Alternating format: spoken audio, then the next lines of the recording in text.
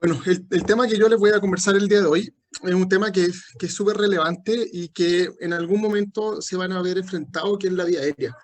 La vía aérea no nos preparan normalmente cómo enfrentarla, qué es lo que vamos a hacer, y siempre nos da susto porque estamos acostumbrados a eh, que la gente, como que otra persona hace la pega y no nosotros, ¿ya? Entonces ahora ustedes como internos, que pronto, en 1 o 2 años más, en un par de meses más, ya van a ser quienes van a estar ahí en la primera línea y le va a tocar intubar de todo. La idea mía con esta clase es ayudarle a darle como algunos conceptos básicos y algunas cosas como farmacológicas más avanzadas de cómo lo pueden hacer para que no cometan ningún error ni ningún problema y pueda beneficiar al paciente. Vamos a hablar entonces de lo que es la secuencia de intubación rápida. El setting donde nosotros trabajamos en el servicio de urgencia, vamos a ver que es muy distinto al setting normal donde ustedes van a estar viendo inicialmente lo que es el proceso de intubar a una persona. En el contexto de anestesia, donde realmente cuando nos toca pasar a todo, es un ambiente súper controlado, un ambiente súper tranquilo, en donde al paciente le dicen mañana lo vamos a operar, por lo tanto no coma las siguientes 12 horas, venga con el estómago vacío y está todo preparado como bonito para que nada malo pase. Que eso está bien porque es algo ambulatorio y programado versus nuestros pacientes, que son pacientes que no están preparados porque nadie se levanta hoy día en la mañana yendo a su trabajo imaginándose que van a terminar en un reanimador intubado.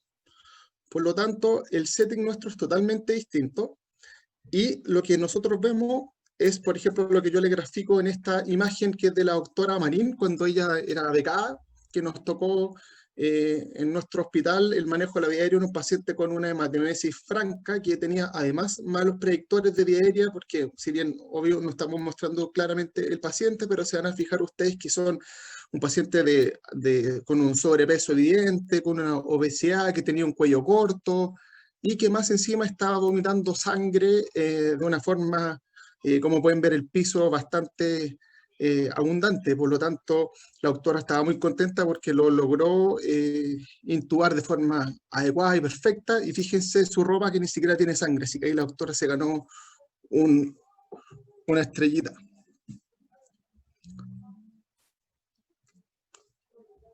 Cuando uno habla de intubación, habla de que es poner un tubo en la tráquea, que eso es lo más fácil, porque finalmente si uno se entrena bien, desde el punto de vista de cómo hacerlo, en general no es difícil. Pero ¿qué es difícil en relación al momento de intubar? Es saber a quién vamos a intubar, cuándo lo vamos a intubar y cómo hacerlo de la mejor manera posible para que no le hagamos un daño mayor, ¿ya? Porque, aunque ustedes no lo crean, podemos, a través del video laringoscopio, matar a alguien. ¿Ya? Aquí yo le doy el agradecimiento a un interno que estamos ahora y que fue nuestro modelo de foto, a Tadeo, interno de séptimo. Entonces, lo que yo busco es que ustedes no se transformen en un asesino con un laringoscopio en la mano, porque efectivamente los pacientes se pueden morir si nosotros no hacemos las cosas bien. Ya tiene un riesgo elevado por el cual los vamos a intubar y que por algo lo vamos a hacer. Ya tiene una mortalidad elevada solamente por eso, pero si más encima nosotros lo intubamos de forma inadecuada,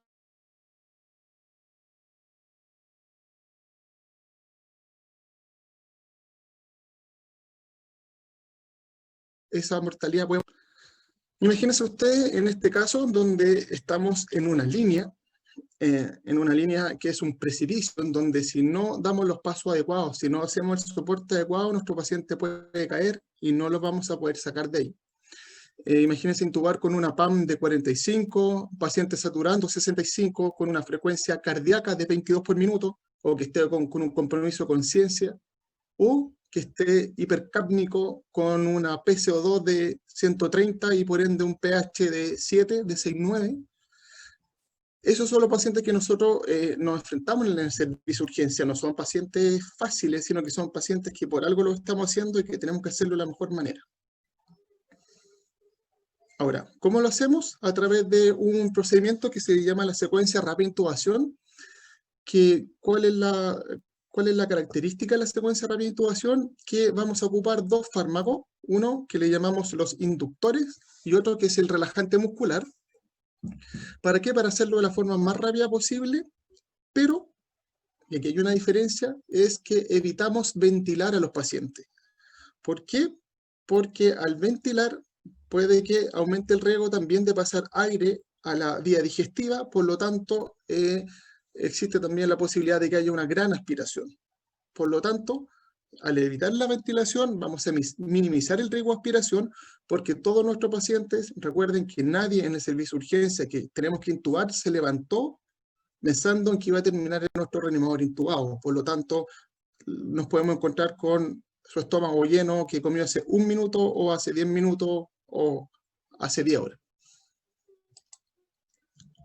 Ahora, en la urgencia vamos a tener muchos pacientes que los vamos a intubar y que no es lo mismo el enfrentamiento a cada uno de ellos. Por ejemplo, no es lo mismo intubar a este abuelito, que es un abuelito que probablemente tiene una enfermedad pulmonar conocida de base, que es usuario de oxígeno y que está haciendo un cuadro agudo que lo está descompensando y que requiere un soporte. Imagínense lo que es intubar a un paciente con una fibrosis pulmonar, por ejemplo, en donde no tenemos la distensibilidad del pulmón, está muy, muy limitada y la capacidad de poder hacer un neumotórax es gigante. Imagínense este otro caso, que es un paciente que tiene un hematoma subdural traumático, que está con un compromiso, además de un compromiso de conciencia, puede estar lo más probable con un aumento de la presión intracraneana y que nosotros al momento de intubar le vamos a aumentar más la presión intracraneana y por ende la posibilidad de que haya un enclavamiento o que se muera solamente por hacer eso. Como en el caso de la foto que les mostraba, imagínense lo mismo, intubar a un paciente con una hematemesis o un paciente extremadamente obeso, en donde todos nuestros predictores de vía aérea van a ser negativos, no vamos a tener cómo posicionarlo de una manera adecuada, cómo vamos a abrir la boca, cómo vamos a movilizar el cuello. O otro paciente añoso, ya que puede tener también, estar cursando con un cuadro séptico, que también tenemos que tener mucho cuidado. O que el susto de todos los que no están preparados y que no les gusta la ginecología, que es la paciente embarazada extremadamente grave, que también, si se acuerdan, la fisiología del embarazo y lo que es la vía aérea de una embarazada es totalmente distinto, el tiempo de saturación es mayor, el edema de base de la vía aérea también, el aumento de volumen y de la presión intraabdominal también va a aumentar el riesgo de saturación, por lo tanto, todos esos factores de riesgo están en juego en el momento de intubar. Entonces, ya sabemos que tenemos un amplio espectro de pacientes, pero ahora tenemos que saber a quién vamos a intubar y cuál vamos a priorizar y cuál vamos a decir si este paciente requiere intubación, este otro paciente no requiere intubación. Por ejemplo, en los pacientes con una obstrucción de la vía aérea, ya sea por un tumor, un cuerpo extraño, o sangre, o que haya tenido un trauma directo a la vía aérea, o que esté con una anafilaxia, por ejemplo, eso se transforma en una emergencia de intubación, ¿ya? Sobre todo en el contexto de la anafilaxia. El paciente con anafilaxia es un paciente que ahora se ve con edema, que puede empezar con dificultad respiratoria y que en 1 minuto, 2 minutos, 3 minutos más, el paciente puede estar absolutamente cerrado y no le va a caer un tubo por ahí, por la vía aérea superior, y la única alternativa que nos quedaría para salvarle la vida, aparte del manejo farmacológico concomitante, va a ser pensar en una vía aérea quirúrgica, por ejemplo. Entonces, en el enfrentamiento de la intubación de un paciente con anafilaxia es hacerlo lo más precoz posible. Por último, si el paciente no llegó a ser tan grave, lo extubas y se acabó, ¿ya? Lo dejas, lo miras y si está todo bien se puede extubar, ¿ya? Otro tips también importante en el contexto de la anafilaxia es que tú marques la vía aérea, ¿ya? Después todo esto se va a deformar, por lo tanto, si nosotros estamos mirando y vamos viendo que se va edematizando, hacer una línea aproximadamente donde está el cartílago y la membrana cricotiroidea para saber más o menos dónde tendríamos que hacer eventualmente el corte para hacer una vía aérea quirúrgica. Otra causa que es la más común es la insuficiencia respiratoria, de causa que sea, Ya en estos momentos estábamos y estamos intubando pacientes COVID. Usted también en Antofagasta y en varios lugares de Chile está intubando así full todavía, y esto aún no pasa. Nosotros lo traemos todos los días por lo menos 1 o 2 pacientes. Y otra causa también que nosotros es importante hacerlo es en los pacientes que están demasiado sépticos, que están demasiado graves, y que no es que sea su problema la vía aérea, sino que su problema es, y que lo que queremos hacer es, al intubarlo, disminuir el trabajo respiratorio. ¿Para qué? Para aportarle y darle más gasto cardíaco.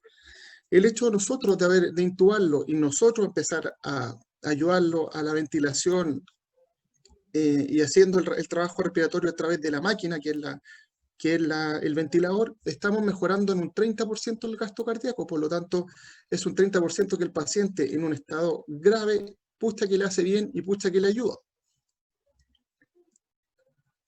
En otro caso, también tenemos en los pacientes que están y que requieren una protección de la vía aérea, ya sea porque están con un compromiso de conciencia muy significativo, porque están intoxicados con algún medicamento, que están intoxicados por monóxido de carbono, que están intoxicados por fármacos. Todos estos pacientes sí requieren una protección de vía aérea, y que puede ser transitoria, mientras pasa la vía media de los fármacos, mientras hacemos cosas para poder sacarle el monóxido de carbono. Después se puede extubar, pero inicialmente vamos a necesitar hacerlo, y no tengan miedo si es que es necesario. También, si es que estamos hablando de pacientes que, por ejemplo, ustedes están de médicos de DF, por ejemplo, en algún lugar lejano, y tienen que trasladar a algún paciente, no sé, por ejemplo, no sé, colegas que trabajan en Isla de Pascua, que trabajan muy lejos y que tienen que llegar y poder hacer un traslado a un paciente grave y que tiene riesgo de descompensarse en el traslado, lo mejor es que se vaya intubado desde donde están ustedes. ¿Por qué? Porque las condiciones de intubarlo dentro de la ambulancia, donde no está toda la comodidad necesaria, no está todo bien de forma accesible y rápida, es mejor que ustedes lo intuben antes y así lo pueden trasladar, por ejemplo. Y el último, que aquí como que suena raro, porque uno dice, chuta, ¿cómo voy a intubar a un paciente por agitación?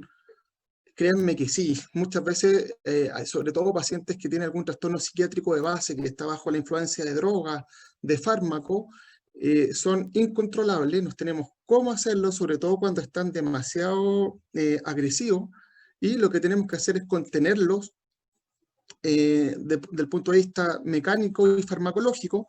Pero recuerden que si se nos pasa la mano del punto de vista de la sedación farmacológica, también existe la posibilidad de que pierda la vía aérea. Por lo tanto, muchas veces nos toca hacer un manejo en donde el paciente, por agitación psicomotora, tenemos que sedarlo, no sé, le administramos ketamina, por ejemplo, y hay que intubarlo para poder tranquilizarlo. Eso lo hemos hecho varias veces. Ahora, lo primero.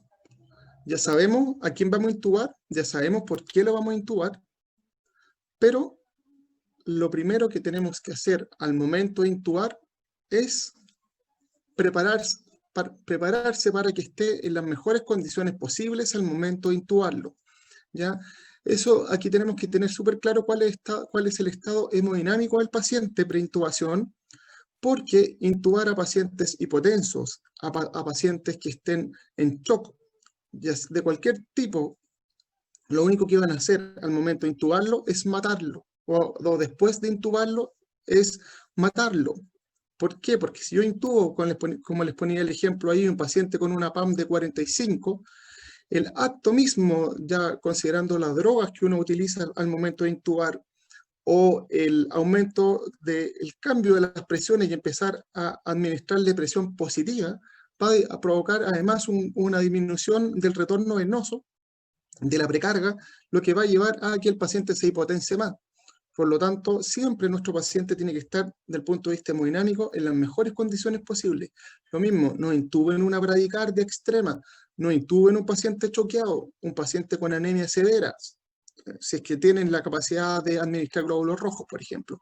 Pero si no, administren fluidos, administren drogas vasoactivas, primero vean como de evaluación primaria que el paciente no hayan querido intubar un paciente comprometido de conciencia porque está con una hipoglicemia de 20, y hagan todas las cosas necesarias primero antes de poner el tubo por la boca.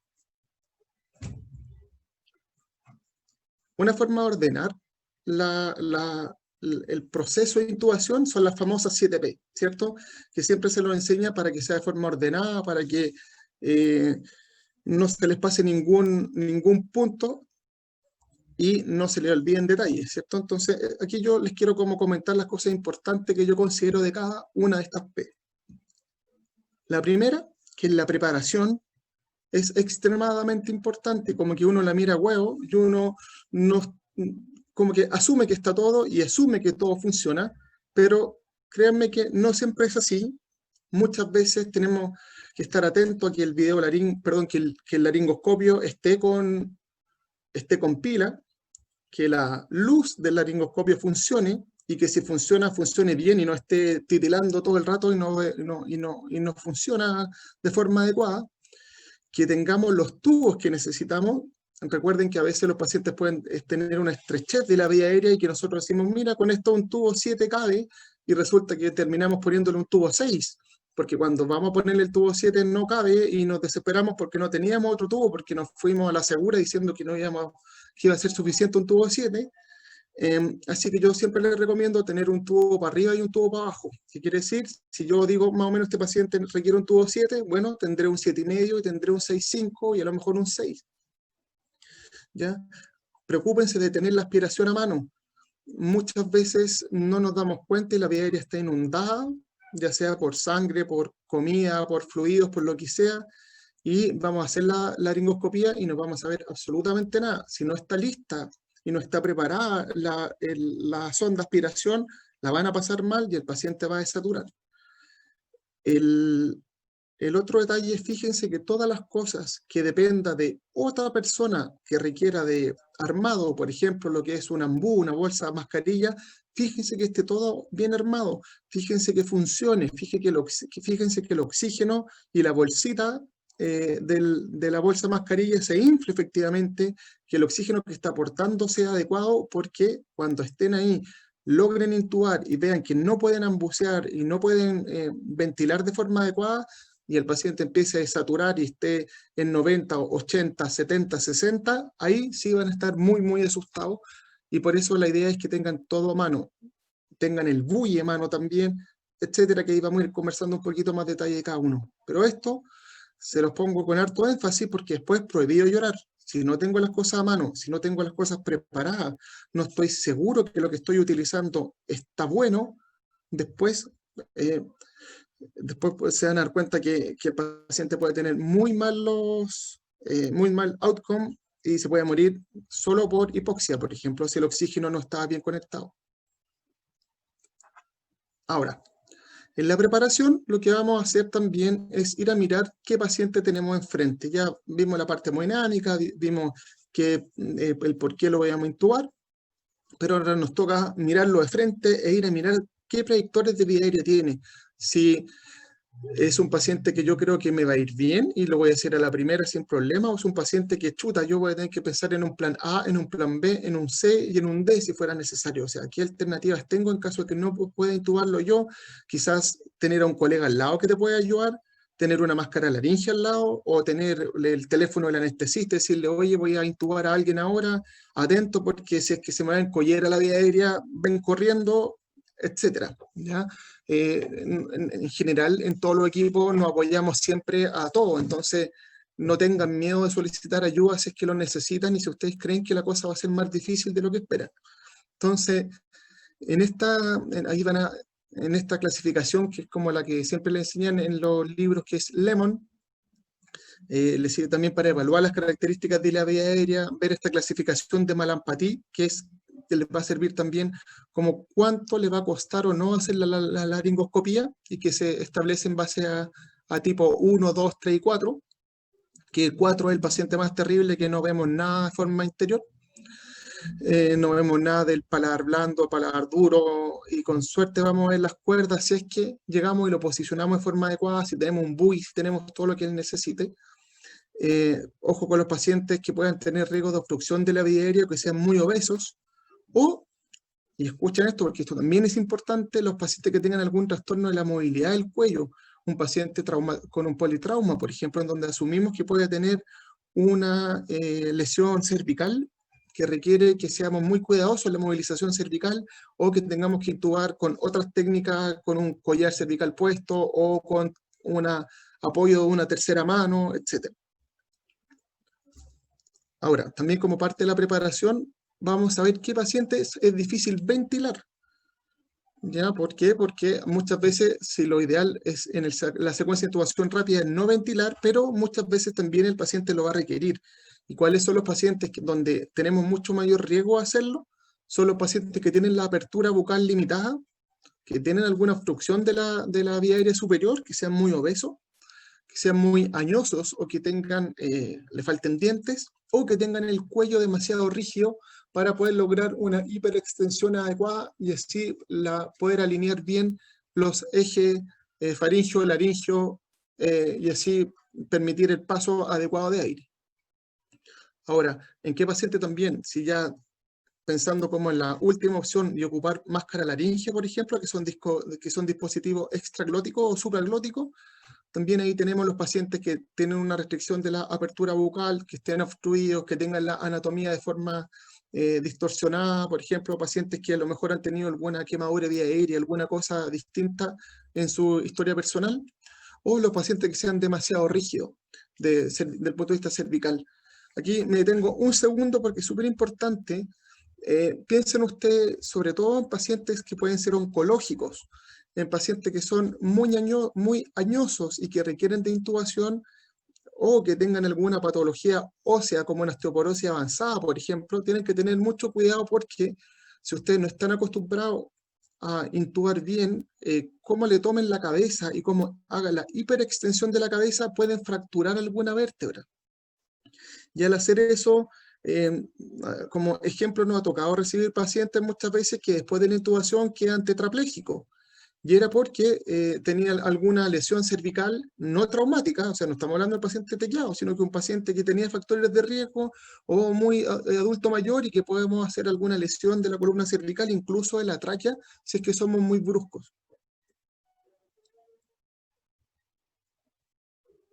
Ahora, respecto a la preoxigenación, que es la otra P, también, si no nos preparamos y no preoxigenamos de forma adecuada al paciente, el riesgo de embarrarla también es alto y de que el paciente empiece a desaturar de forma muy rápida también. Por lo tanto, nuestro objetivo siempre es lograr que el paciente sature lo más cercano a 100. ¿Por qué? Porque se ha visto, por ejemplo, para que tengan una idea, en estudios que se han hecho, que ya no se hacen, que se hizo en algún momento en Estados Unidos con militares que eran sanos, que eran deportistas. Lo que hicieron fue preoxigenarlo y después bloquearlo. Ahora, obviamente se imaginarán que desde el punto de vista del código de ética actual eso ya no pasa, pero ellos en su momento lo hicieron y los bloquearon y los dejaron ahí viendo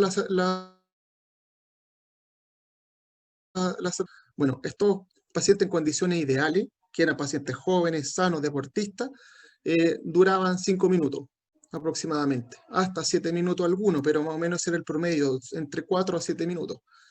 Ahora, esos pacientes no son los que realmente nosotros utilizamos, los que nosotros vemos, y son pacientes que tienen algún riesgo mayor de que de un momento a otro comiencen a desaturar muy rápido. Por lo tanto, vamos a establecer en cuanto a la saturación factores de riesgo para decir, este paciente tiene más tiempo de apnea, este tiene más o menos, y este tenemos que hacerlo muy, muy rápido porque la posibilidad que desature es muy alta también.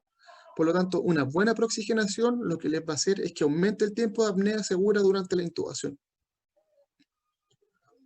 Entonces, ¿cuál va a ser nuestro objetivo? Lograr que sature lo más cercano a 100%, sacar el nitrógeno de los pulmones y así oxigenar la sangre, que es lo que cuando hablamos de la respiración o la ventilación alveolar, ¿cierto? Que es mejorar el intercambio de oxígeno. ¿Cómo lo vamos a hacer? Esto es muy importante también. Uno, vamos a usar una máscara de recirculación a tope, a 15 litros. Vamos a posicionar al paciente con la cabecera a 30 grados o de la forma más adecuada y cómoda que podamos tenerlo, en donde no esté restringida la movilidad de su tórax. Y también les voy a comentar lo que es la oxigenación apneica, ya que eso también ayuda también a aumentar el tiempo, a disminuir el tiempo de saturación. Ahora, ¿cómo lo vamos a hacer? ¿Y cuánto tiempo vamos a tener al paciente con la máscara de recirculación? Al menos 3 minutos, o lo que sea suficiente para que logre saturar lo más cercano al 100%. O, si el paciente coopera, decirle que haga 8 inspiraciones máximas a tope. O sea, caballero, lo vamos a intubar, usted va a hacer lo siguiente, va a respirar profundo hasta que se llenen los pulmones, y después va a botar suavemente, y así 8 veces. ¿Bien? Eso le va a ayudar también para que se logre una oxigenación adecuada. La oxigenación apneica ha sido este último tiempo como por decirlo así, una rueda. En un minuto dijeron esto sirve mucho, después dijeron esto sirve poco, pero la última evidencia lo que dice es que sirve. Ahora, ¿en qué consiste la oxigenación apneica? Es ponerle un dispositivo que es una cánula nasal. Ahora, si tenemos una cánula nasal de alto flujo, perfecto, y eso sería lo ideal. Pero si no, una naricera común y silvestre, pero uno, no la ponemos con humidificador, y dos, la ponemos a 15 litros. Esto es importante porque uno tiene el concepto que antes le decían no ponga más de 4 litros porque eso también va a traer problemas a nivel de las narinas y no va a permitir una alteración del flujo que va a irritar la nariz y bla, bla, bla, bla, bla. Que eso es verdad, pero en el concepto actual de la oxigenación apneica eso va a lo mismo. Así que lo que tienen que hacer es ponerle la naricera, no humidificarla y ponerla a tope. ¿Ya?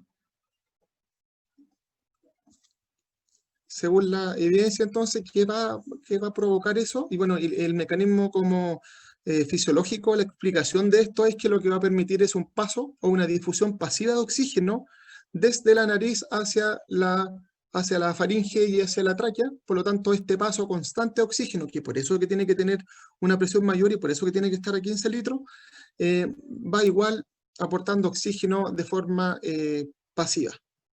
Entonces va a aumentar la saturación, va a disminuir la hipoxemia y va a mejorar la intubación al primer intento. Ahí está el estudio que fue una revisión sistemática y un metaanálisis que muestra finalmente que esto sirve. Fue desde el año 2006 al 2016 y te dice y te recomienda usarlo. Esto es como la última evidencia, no hay como más estudios posteriores. En general lo usamos. Ahora, acá, si se fijan en esta tablita, en el lado izquierdo, donde habla como en el riesgo, de bajo riesgo o alto riesgo, o el paciente ya hipóxico, el paciente que está entre el 96 y un 100%, bien, y podemos ayudarlo. Van a ver aquí donde dice como en el periodo de preoxigenación, que son los 3 minutos, cómo lo podemos hacer según lo que conversamos. Después cuando ya lo estemos relajando, y finalmente, además, y siempre cada uno se recomienda que estén con la oxigenación apneica para que le vaya ayudando. Ya con el oxígeno por la mascarilla, con la naricera 15 litros. Entre un 91 y un 95%, que es el paciente también de alto riesgo, vamos a ver que aquí, ojalá, si es que tenemos disponible, aparte de la mascarilla con reservorio, podemos usar también un BMNI, o que actúe como con un CPAP para preoxigenarlo, o si no tenemos ninguna otra alternativa, podemos ventilarlo con una válvula de PIP, que también nos va a ayudar a ventilarlo de forma adecuada. Y en el paciente hipoxémico, lo mismo. Ese es el peor paciente y ahí uno puede ocupar otras técnicas específicas, que esta clase no es para eso, pero sí podemos usar una cosa que se llama una intubación vigil, por ejemplo, que si alguien quiere más detalle de eso, yo le puedo mandar bibliografía y es súper interesante cómo conversarlo, porque son settings muy especiales de pacientes. Entonces, ahí tenemos bajo riesgo, alto riesgo y el paciente hipóxico, que hay que hacerlo lo más rápido posible y ayudarse con todo lo que tenemos para que logre saturar lo más cercano a 100, como les comentaba hartas veces. Ahora, ¿qué fármacos vamos a utilizar para realizar el pretratamiento? El pretratamiento, específicamente, nos vemos en 3 contextos de paciente. Si ustedes ven los libros, habla de aquel que tenga una vía aérea reactiva, por ejemplo, un paciente que esté con un estatus asmático, un hepótico que esté muy broncocontraído. Se sugiere usar lidocaína como pretratamiento en esa dosis de 1.5 miligramos por kilo. En general, la literatura que avala esta indicación de uso de la lidocaína es en niños.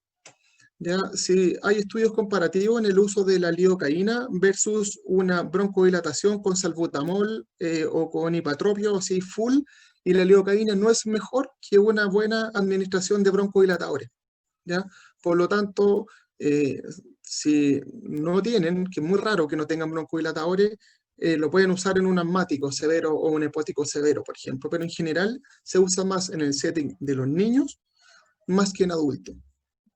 Ahora, en pacientes que estén con una arritmia o que estén con alguna alteración cardiovascular, un accidente vascular, por ejemplo, que tengan un riesgo de un aumento de la presión intracraneana, y lo que queremos hacer principalmente es mitigar la respuesta simpática, porque el acto de la intubación y todo lo que significa el paciente lo va a taquicardizar mucho más y también va a estimular un reflejo, que es el reflejo faríngeo, que es lo mismo que nosotros si nos metemos un dedo en la garganta nos van a dar ganas de vomitar y ese de forma reiterada va a aumentar también la presión intracraneana. Por lo tanto, esto lo que se sugiere es usar el fentanil 3 minutos antes, pero es una dosis más alta. Recuerden que la dosis analgésica del fentanil es 1 gama por kilo. En estos pacientes vamos a usar 3 gamas por kilo. Y recuerden que el fentanil, aquí entre paréntesis, dentro de los efectos adversos que tiene, es la hipotensión. Por lo tanto, acuérdense que ya teníamos que estar preparados que nuestro paciente no iba a estar hipotenso, porque si está hipotenso y le pongo 3 gamas por kilo de fentanil, lo voy a terminar de matar. Por lo tanto, puedo bajar un poquito la dosis, o puedo aumentar las drogas vasoactivas, o puedo hacer otras cosas para poder intubarlo de forma con la mejor presión posible. Y lo otro es la lidocaína, que sí también se podría ayudar para el tema de la presión intracraneana, pero en general la recomendación mayor es el uso del fentanil. ¿Ya? Esto es en el contexto del pretratamiento. El otro, como reacción adversa o secundaria que puede tener el fentanil, es que aparte del compromiso hemodinámico, es que te puede provocar solo el fentanil un paro respiratorio.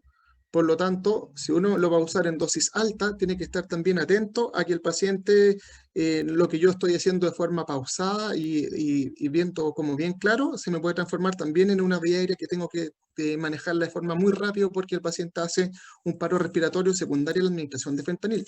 Por lo tanto, siempre de forma lenta, 3 minutos antes, y pueden ajustar la dosis. Si ustedes ven que el paciente está muy límite, no usar 3 gamas por kilo y pueden usar 2 gamas por kilo, por ejemplo, o hacerlo en 2 tandas, en 2 bolos, por ejemplo.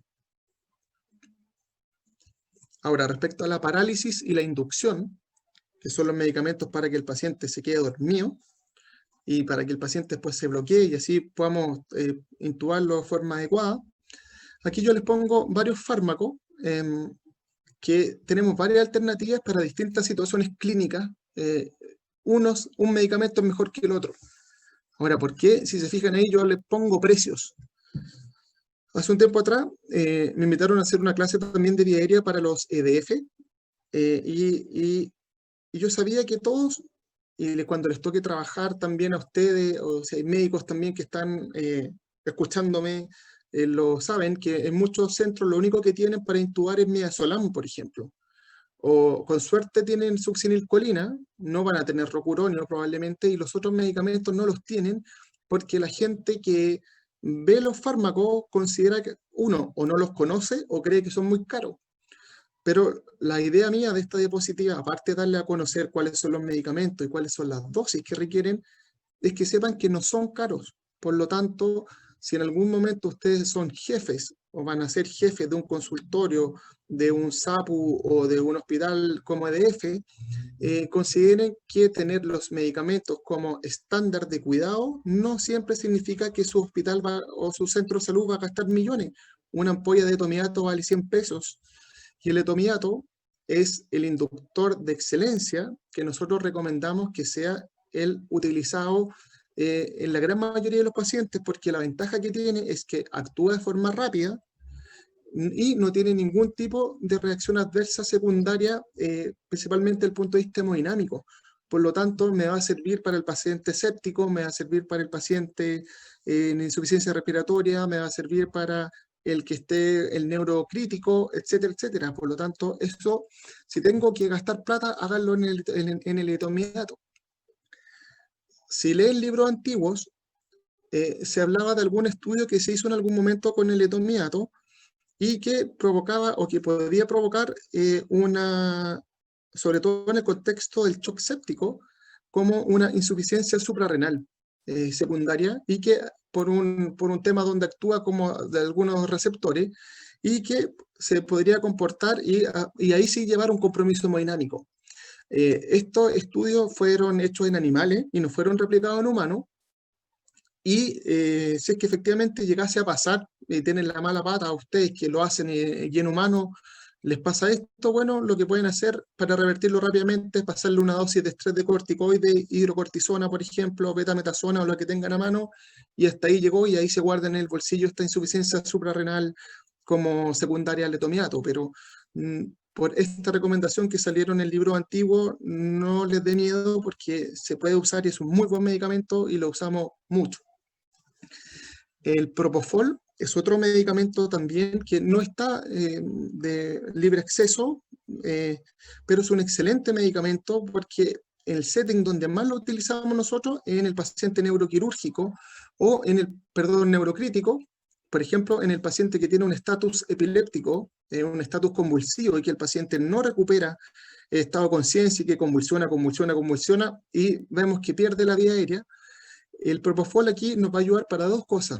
Nos va a ayudar para, por ejemplo, que esté convulsionando secundario a un ACV hemorrágico, por ejemplo. El propofol nos va a ayudar para, uno, disminuir la presión intracraneana, y dos, para disminuir la posibilidad de las convulsiones, porque dentro de los efectos que tiene el propofol es actuar a nivel de receptores GABA, por lo tanto es como tipo benzodiazepina, y con eso podríamos manejar tanto la presión intracraneana, como les decía, y la convulsión. Por lo tanto, en el paciente neurocrítico que está hemodinámicamente estable, es un fármaco de elección. ¿Por qué hago esta diferencia? Y digo hemodinámicamente estable porque el propofol, dentro de las reacciones adversas que puede provocar o efectos secundarios, es la hipotensión. Por lo tanto, lo mismo, el paciente tiene que estar, desde el punto de vista hemodinámico, de la mejor manera posible. La ketamina es otro fármaco que es muy, muy, muy bueno, y en nuestro también caballito de batalla intubamos mucho con ketamina, también en la intubación vigil.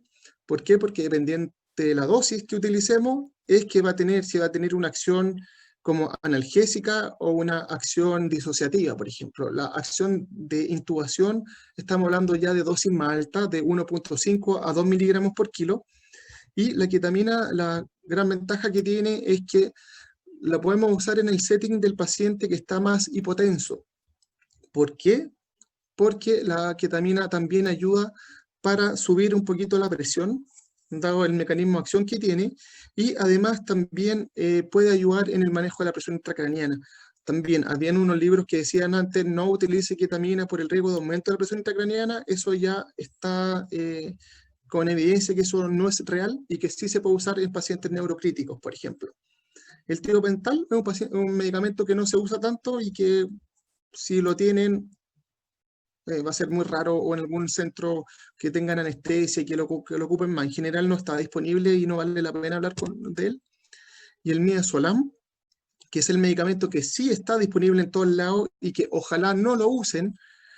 ¿Por qué? Porque la desventaja que tiene es que es un medicamento que desde el punto de vista hemodinámico no sabemos cómo se va a comportar, y que normalmente las dosis que requieren los pacientes para poder lograr una buena inducción son dosis altas. En general, si sacan ahí 0,3 miligramos por kilo, un paciente de 70 kilos, estamos hablando de 20 miligramos de midazolam en bolo, y 20 miligramos de midazolam sí van a provocar que el paciente se hipotense. no sé, a lo mejor ustedes han visto algún staff o ustedes mismos lo han usado alguna vez como con más miedo y empiezan como 3 miligramos, 5 miligramos, 10 miligramos, como de forma escalonada y que finalmente igual el paciente termina como con mayor compromiso hemodinámico, por lo tanto requiere dosis un poco más alta y que hay más riesgo de hacer algún problema que vaya a provocar hipotensión. Ahora, si no tienen ninguna otra alternativa, bueno, ojo, y intenten prepararlo y que el paciente esté lo más hipertenso posible antes de usarlo. Ahora, en cuanto a la parálisis, después les voy a mostrar, no hay evidencia que uno sea mejor que otro, es la succinilcolina y es el rocuronio. ¿Cuál es la diferencia entre uno y otro? Uno, el efecto adverso. Por lo tanto, lo puede usar en cualquier paciente y con mayor tranquilidad. Y tiene también un antídoto que es el Sugamadex, que no está disponible en todos lados y que es muy raras veces lo necesitamos utilizar. La utilización del rocuronio es alrededor de los 45 a 60 segundos de una vez administrado y, esto es importante, dura 90 minutos. Por lo tanto, ¿en qué paciente yo preferiría usar rocuronio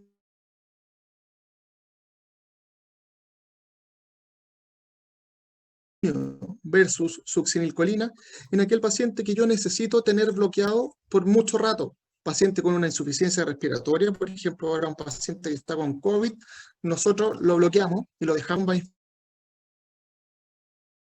desde el punto de vista neurológica seriada, no usen rocuronio porque el neurocirujano o el neurólogo no van a tener van a tener que esperar mucho rato para que el paciente se limpie del medicamento. Por lo tanto, ahí pueden usar la succinilcolina, que es la gracia que tiene que dura mucho menos, dura de 5 a 10 minutos. Y ya el paciente después ya no va a tener succinilcolina y lo van a poder ver desde el punto de vista motor sin problema. Específicamente, cuando uno habla de la succinilcolina, hay que tener que es el medicamento que está más disponible, hay que tener ojo en relación a las reacciones adversas que puede provocar.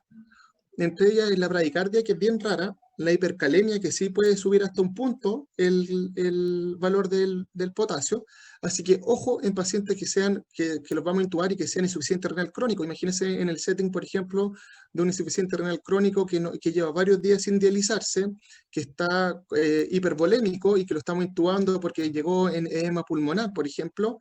Si usamos succinilcolina, este paciente que puede estar ya hipercalémico, pueden dejarlo aún más hipercalémico y puede precipitar arritmia. Los pacientes que están con hipertermia maligna también, o que tienen antecedentes de haber tenido hipertermia maligna, también es importante. ¿Ya? El aumento de la presión intracraneana o de la presión intraabdominal no es tan significativo, por lo tanto no tengan miedo de utilizarlo. Por lo tanto, usen cualquiera de las dos que tengan disponible, ya saben cómo usarlo, ya saben las dosis, y también es importante que tengan claro en cómo lo van a administrar. La instrucción que ustedes le tienen que dar a su equipo de enfermería es que el medicamento, ya sea el inductor como el relajante muscular, sean usados en bolo. No es necesario esperar un poco y después volver a pasar el otro a los 10 minutos, sino que lo que ustedes le dicen a la enfermera es: administra el etomidato bolo, cambia la jeringa y administra la succinilcolina, por ejemplo. No es necesario que haya un tiempo de latencia entre el etomidato, el inductor y el bloqueador.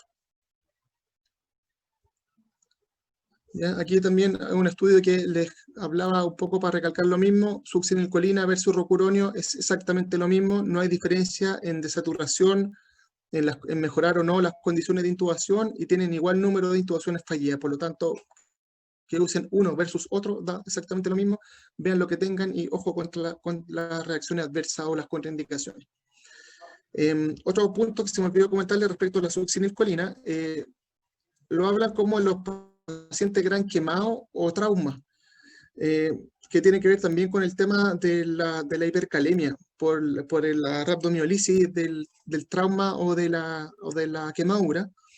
Eso está no en el setting agudo, o sea, si el paciente tuvo el trauma ahora, o tuvo la quemadura ahora y ustedes están protegiendo la vía aérea por riesgo de que la vía aérea esté por vía aérea quemada, ¿quién fue la palabra? Pueden intubarlo porque eso no es una contraindicación. La contraindicación está ya más tardío, 12 horas después, 24 horas después, ahí sí no lo hagan. Pero en el agudo, en el paciente que llegó desde el incendio y que ustedes lo tienen que intubar, háganlo nomás y usen succinilcolina sin miedo. Ahora, existe, y probablemente le han enseñado lo que es la maniobra de Selig, ya que, y que se la enseñan para qué, para que al comprimir la tráquea, esto, como la lógica de esto es que si yo empujo la tráquea y como el esófago está atrás de la tráquea, si yo la aprieto, voy a hacer que también el esófago también se apriete. Por lo tanto, el riesgo de aspiración va a disminuir. ¿Ya? Eso teóricamente suena muy bonito, pero en la realidad se hicieron estudios con resonancia nuclear magnética en pacientes y se empezó a ver cuál es la posición que tenía el, el cricoides, perdón, el esófago en relación al cricoide, que es lo que uno aprieta, y se vio que en un 80% de los pacientes el esófago no estaba atrás del cricoide. Por lo tanto, por más que yo apriete, lo único que hace es que la persona que está haciendo la laringoscopía no pueda visualizar de forma adecuada o no pueda movilizar el cuello de forma adecuada. Por lo tanto, el CELIC en el setting de urgencia y en base a esos estudios no está recomendado. A lo mejor si usted, algún anestesista le enseña eso, dígale que sí, pero la verdad es que la evidencia no la recomienda.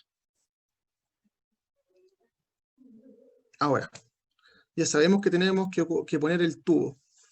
¿Qué tubo vamos a usar? Como grande rasgo, una mujer, vamos a usar tubo entre 6,5 y 7,5, y en los hombres vamos a usar tubo, digamos, de 7,5 hacia arriba hasta 9. ¿Ya? Ahora, una vez que ya pusimos, lo preparamos, le pasamos la droga, dijimos que le vamos a poner el tubo, ¿con qué nos podemos ayudar para poder pasar el tubo de la mejor manera posible? Es con un dispositivo que se llama bully. ¿Ya? El bully es como un palillo plástico, ¿ya? Que la ventaja que ustedes se fijan, este tipo de bully se llama de Edgeman, que tienen la punta curva. Esa punta curva, la ventaja que tiene, esto es un estudio comparativo versus el estilete, que el estilete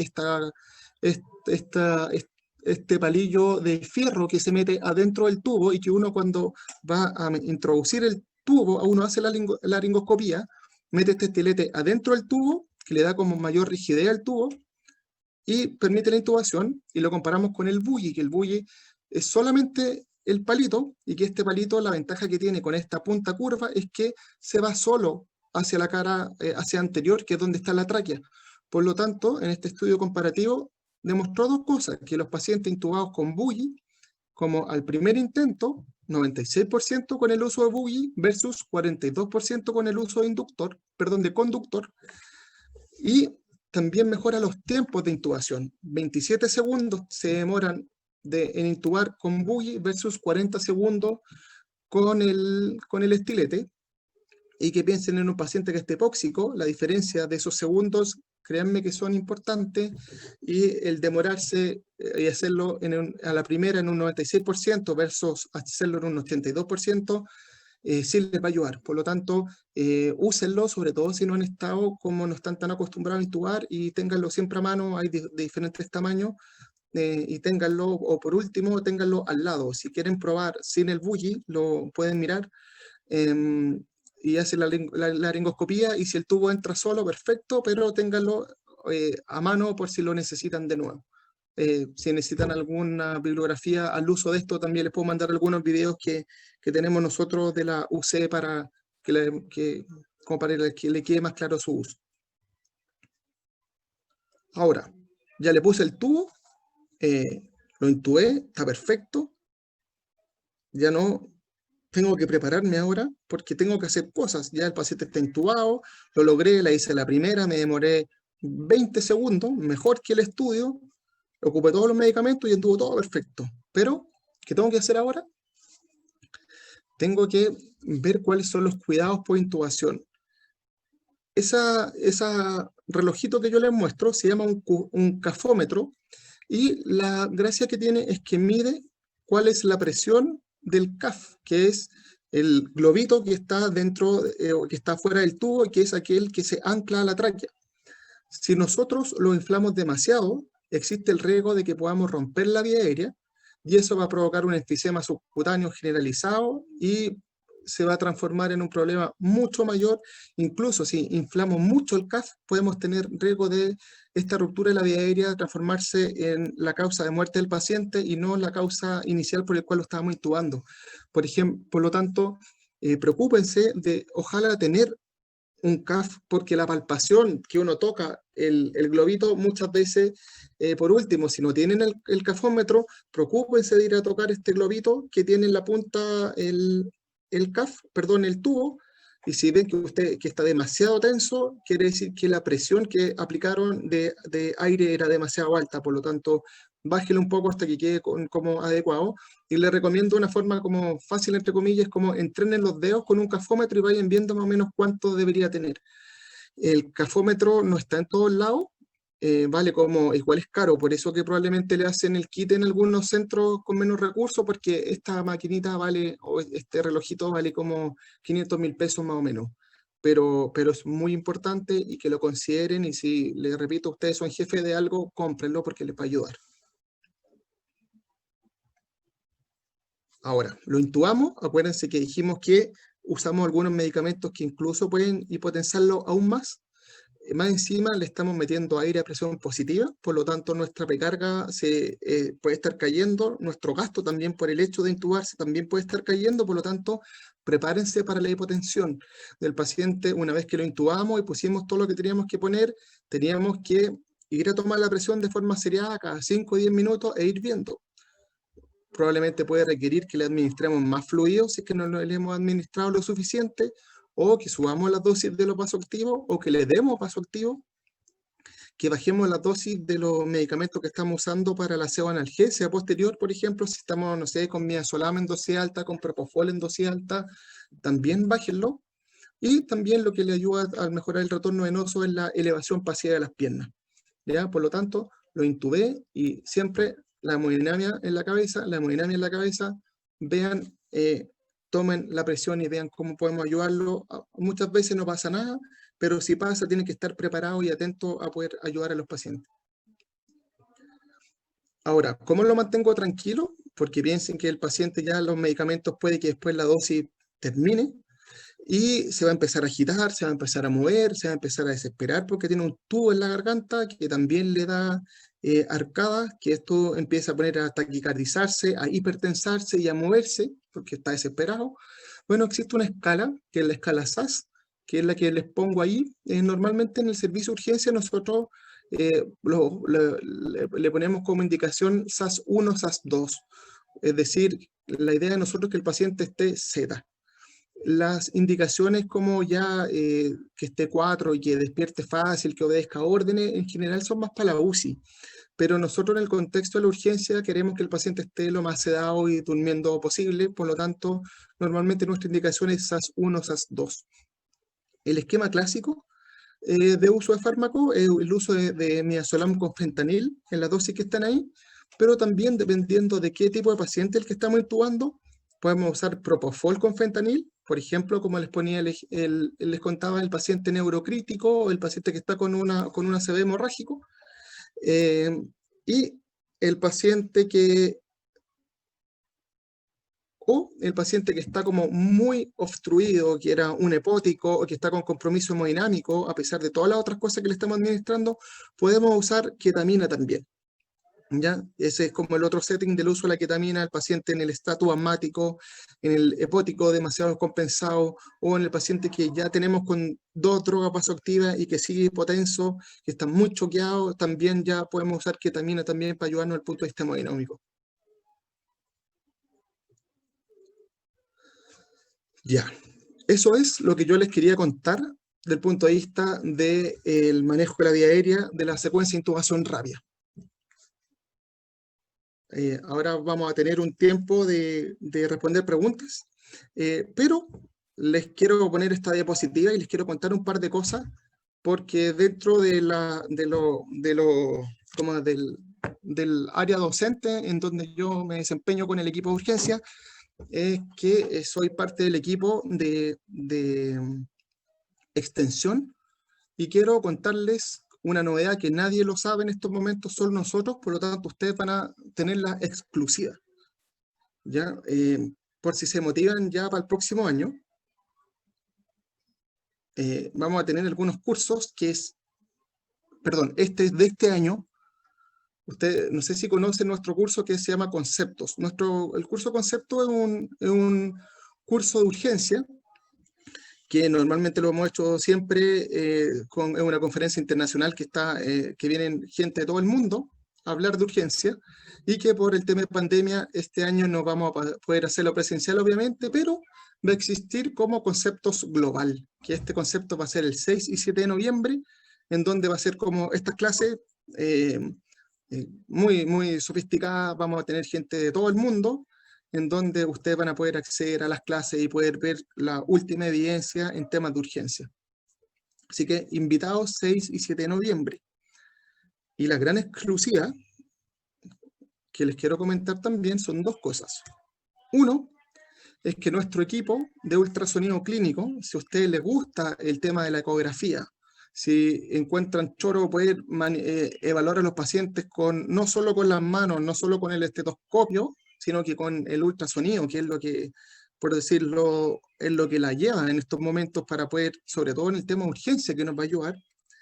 El próximo año, en abril de 2021, vamos a abrir el primer diplomado en Chile de ultrasonido clínico, ya que va a ser con orientación netamente en la urgencia, en donde en este diplomado les van a enseñar todo lo que necesiten para examinar y evaluar pacientes desde el punto de vista ecográfico, y así tomar las mejores decisiones posibles para poder ayudar a sus pacientes en la urgencia.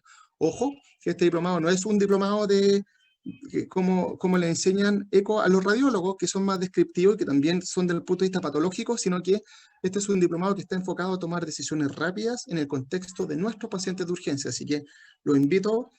Pronto va a salir como mayor publicidad al respecto para que conozcan el programa y conozcan detalles como específicos del diplomado, porque es muy bueno.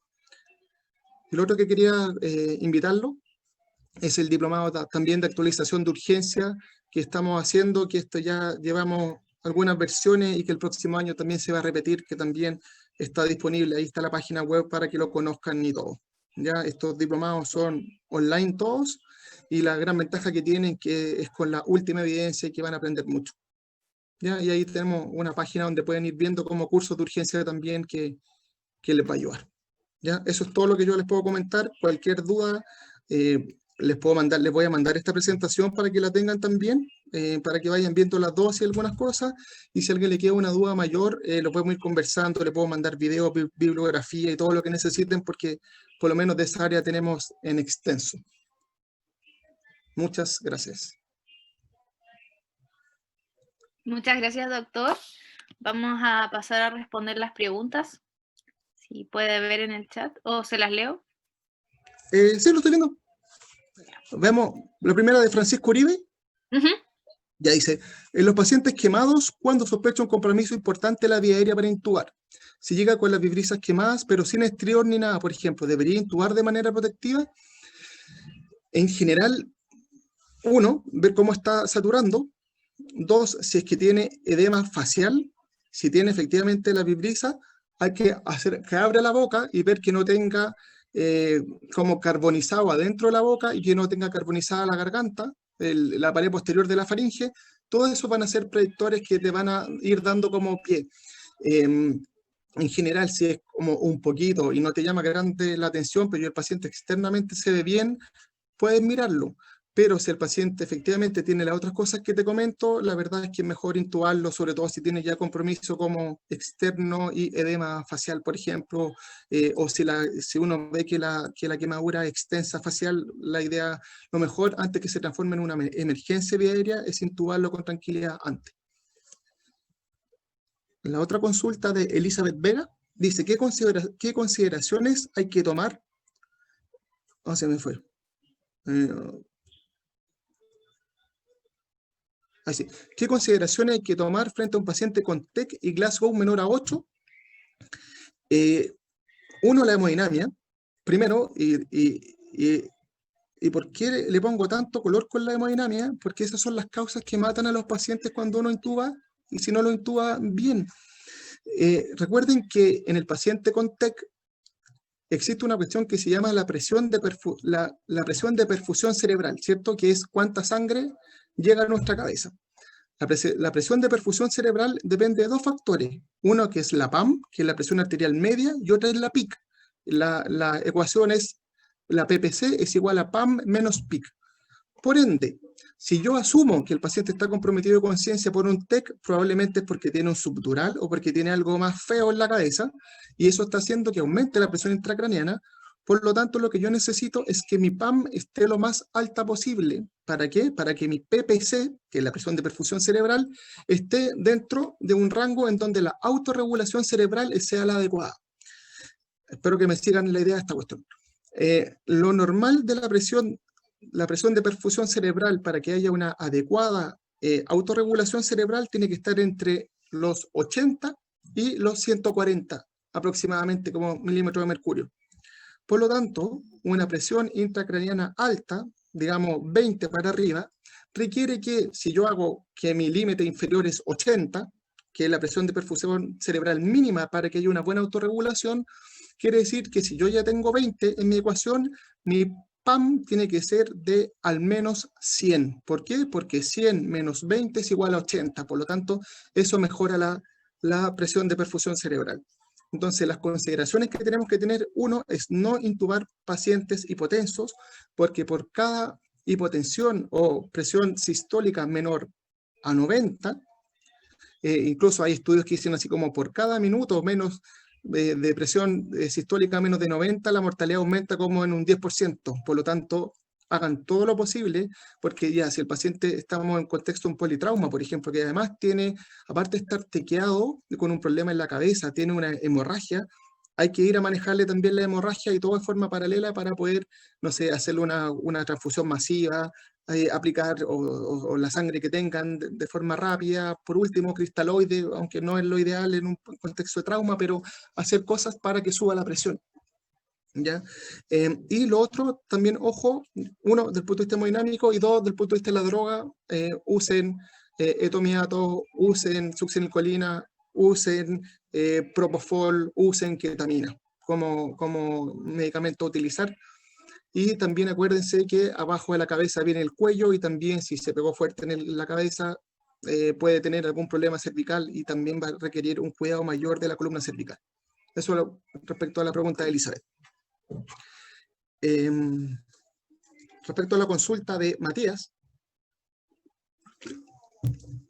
dice, una duda, ¿la preoxigenación se debe realizar a cualquier paciente? Por ejemplo, en un compromiso de conciencia, ¿se puede realizar? Si el paciente está muy comprometido, lo que vamos a tener que hacer, y que si no coopera, y efectivamente está perdiendo la vía aérea, lo primero que vamos a hacer es posicionarlo de forma adecuada, ¿ya?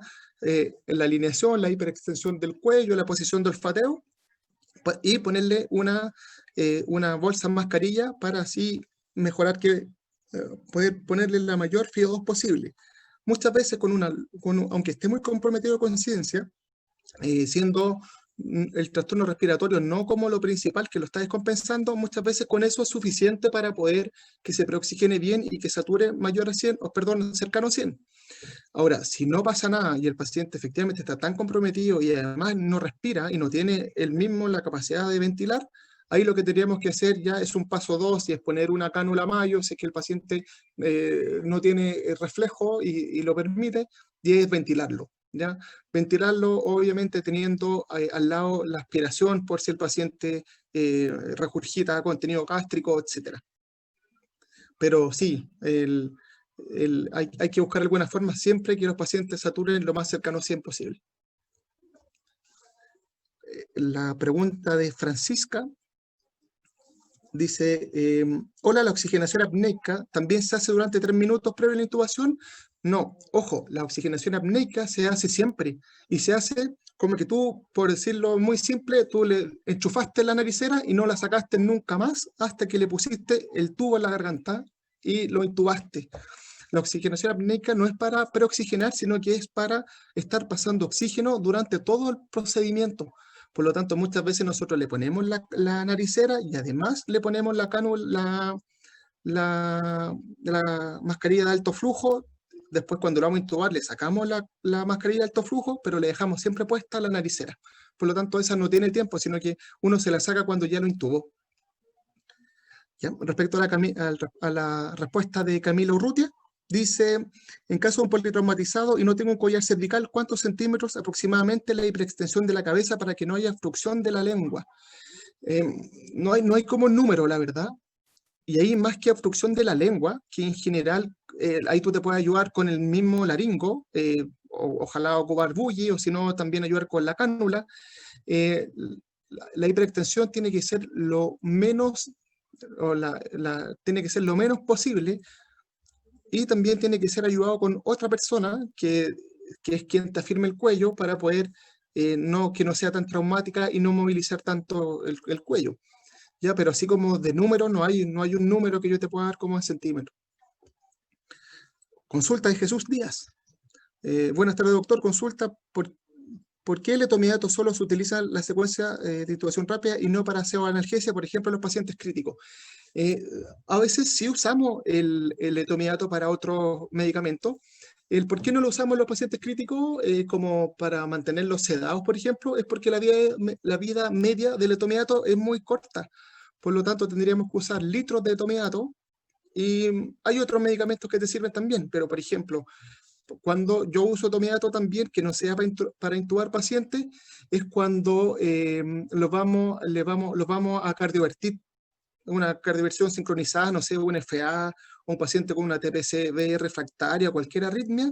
Yo uso un esquema de etomidato que es la mitad de la dosis de intubación. La dosis de intubación es 0,3, ocupamos 0,15, y con fentanil, y con eso andan perfecto, no se acuerdan, no les duelen y no cachan nada que tú le diste en la corriente.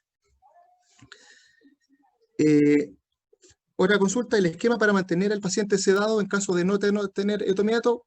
Bueno, ahí respondimos un poquito. El etomidato no es para mantener los pacientes sedados, sino que es solamente para inductor.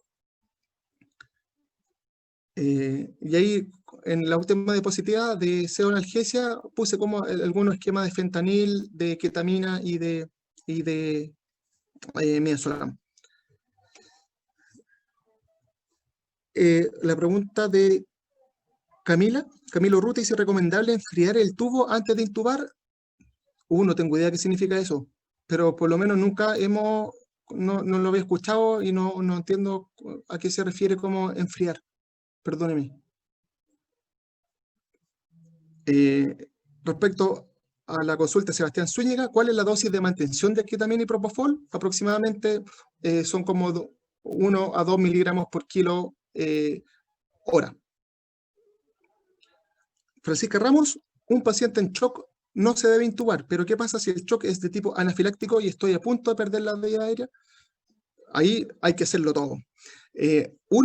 Acuérdate que el manejo inicial de la anafilaxia es adrenalina, adrenalina, adrenalina. Por lo tanto, lo que podamos usar es adrenalina intramuscular, repetimos adrenalina intramuscular, y si no pasa nada, empezamos con adrenalina endovenosa y la estamos intubando. La verdad es que ahí hay que darle nomás.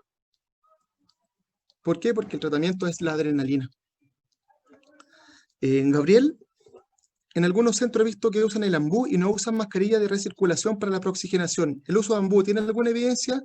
Lo usan principalmente porque, como están acostumbrados a ventilar, claro, el ambú te va a dar una FiO2 mayor, pero lo usan, sí, se puede usar como evidencia y estudio comparativo, desconozco si existe, pero sí es una alternativa si no tengo otras cosas.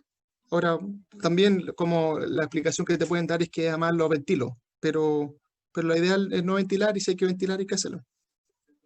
La pregunta de Elizabeth, ¿cómo manejar la vía aérea en un paciente muy obeso, tanto en posición y medicamento? Mira, la intubación en paciente obeso es un tema así muy entretenido porque hay otras técnicas que uno puede hacer, tanto con la oxigenación vigil, que yo lo uso harto, sobre todo en los obesos, y también poniendo mucha almohada, también te ayuda, o a veces, o casi los obesos los podemos intubar casi sentados. En cuanto a los medicamentos, en general no hay una diferencia muy significativa. Elizabeth, ese tema, si tú quieres, consíguete mi dato y yo te mando, porque eso es un tema así largo. Pablo Santibáñez, ¿hay alguna manera de estimar de forma clínica una PIC más o menos precisa? La verdad es que no. Claro, cuando vemos que la PIC está extremadamente alta, cuando ya tenemos signos evidentes, que es como una anisocoria, por ejemplo,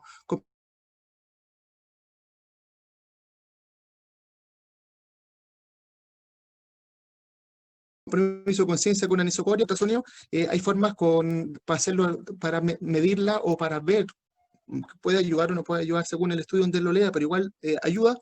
Se puede hacer bajo ultrasonido la vaina del nervio óptico, y en función de algunas mediciones que uno hace en el nervio óptico te podría como dar una recomendación que podría o no tener sí o no la PIC aumentada.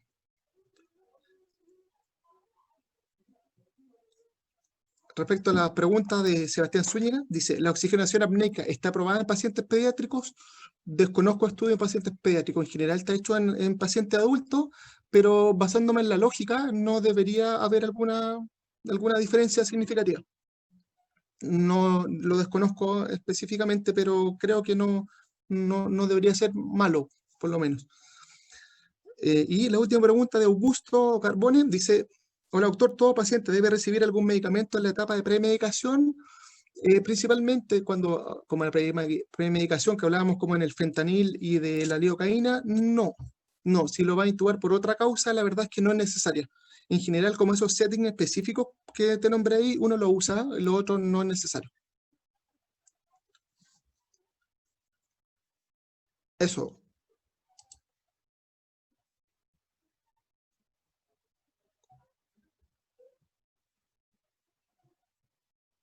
Creo que hay una pregunta en el chat, parece.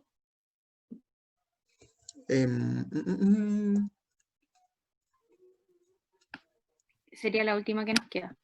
¿Me la puedes decir porque no la veo, por favor? Dice, ¿hasta qué punto debo introducir el buggy para no perforar un bronquio?